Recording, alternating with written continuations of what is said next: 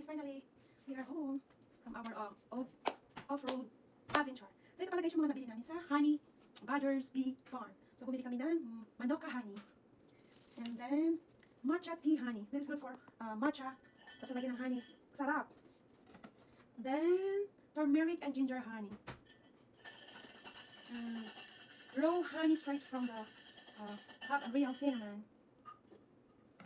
So, ang isa pa guys, this is another honey. It's original honey. Pero may ano siya guys, cinnamon sticks sa i-purchase ng Happy yung cinnamon. And then, bumili si Happy ng Badger Dust. All-purpose seasoning. Na-try daw namin to. Ayan.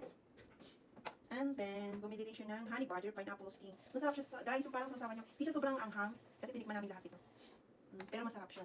Tapos bumili din ako guys ng Manuka Gold Relief Joe. Maganda siya guys kasi ano siya, lahat na ng mga turmeric root, black pepper, eucalyptus leaf, wintergreens, spearmint, capsicum, camphor, peppermint, made of foam seed. Yan yung mga ano niya. So helps soothe sa arthritis pain, back pain, joint pain, inflammation, muscle aching, muscle spasms, workout recovery, neuropathy, and much more. So ano siya guys, mabango siya tapos masarap siya sa, may ano kasi siya, may pre-sample kanina kaya inano ko siya. Sobrang sarap pakiramdam. So ito pala lahat guys, yung mga napamili namin is worth $112.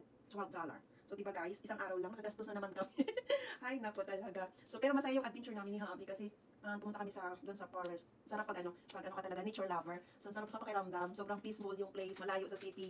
Para mga ano lang, mga tag dito, mga puno lang yung makikita mo, tapos mga huni ng ibon yung maririnig mo. Tapos fresh ng hangin. So ayan lang guys, thank you for watching the video. See you later, bye-bye.